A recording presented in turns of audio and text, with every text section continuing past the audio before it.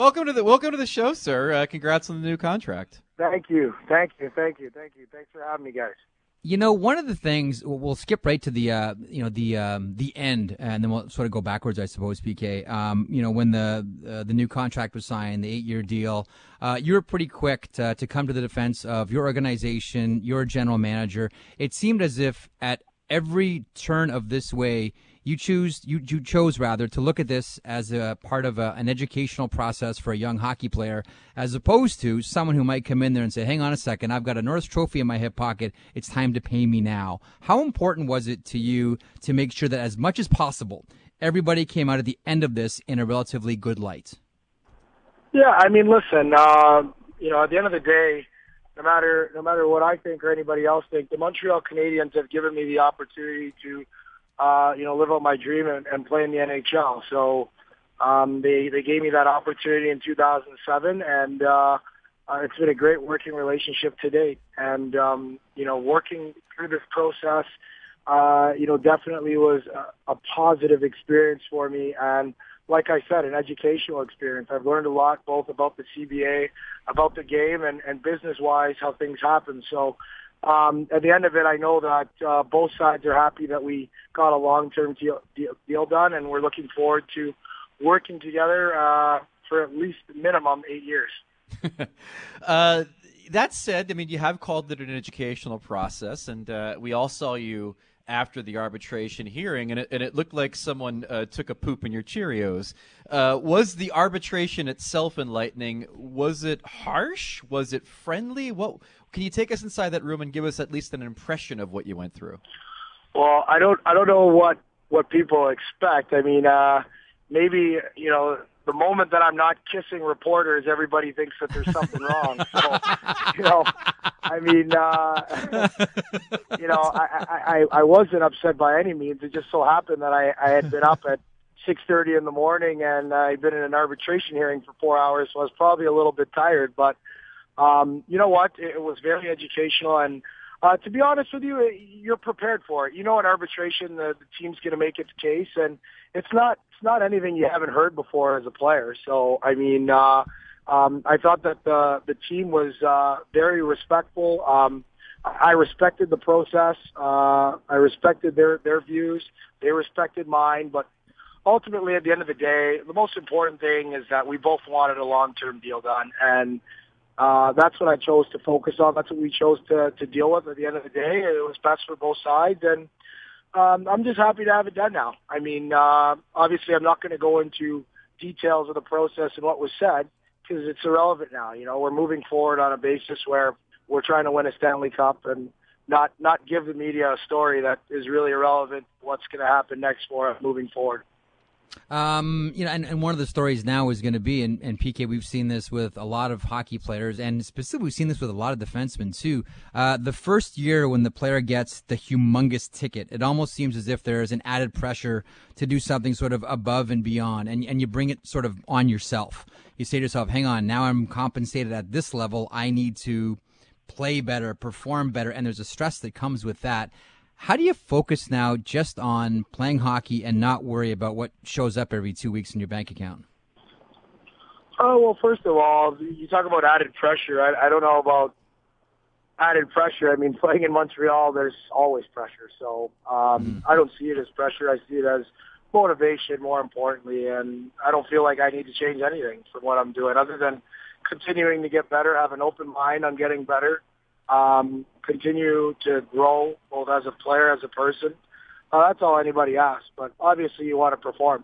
And, whether you're the highest paid player or you're in the middle or you're one of the lowest paid players in the league, your job is to go and perform well. So regardless of what you're making. So for me, I mean, I don't think there's been a lack of attention when it comes to me playing in Montreal and playing in that city. I think there's been a lot of attention over the years, a lot of things to talk about when it comes to the Montreal Canadiens and especially myself. So it's nothing that I'm not used to already.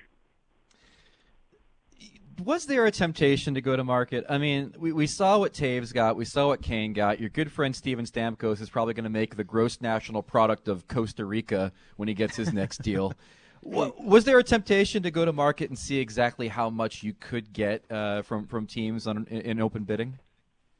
Well, there's the option. Obviously, I was aware of the opportunity of the fact that I was an unrestricted free agent in 2 years. But the reality is this: if you're happy where you are, you want to win a Stanley Cup.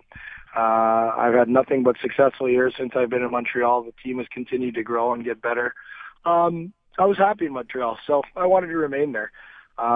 Your agent's job is to make you aware of all your options, and obviously I was aware of that. But in the end, I chose not to look that route. I wanted to stay in Montreal and continue to try and build the team. I mean, there's something to be said for players that are drafted into organizations and have stayed there and help be a part of a team and build a team and win a championship. I don't think there's any better feeling than that.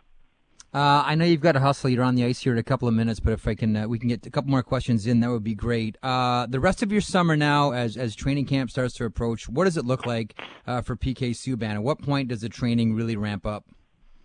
It's always ramped up. I don't think it ever really slows down other than right after the season.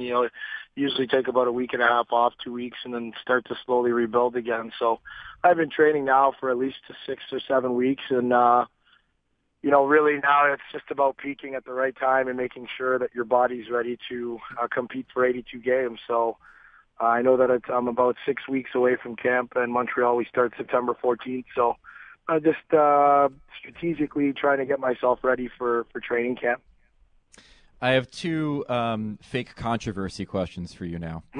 The first is, did you have any thoughts about there being any sort of backlash in Boston about Malcolm having rooted for you in the Montreal-Boston playoff series?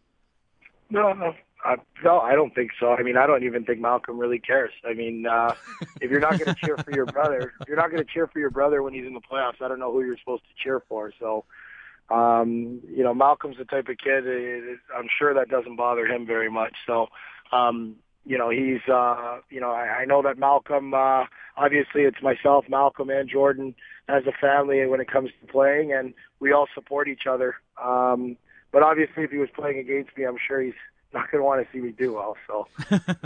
And then fake controversy number two. Now, it's been established that the Stanley Cup that was on stage with you and Seth Rogen was in fact a prop Stanley Cup, right? Yeah. Okay.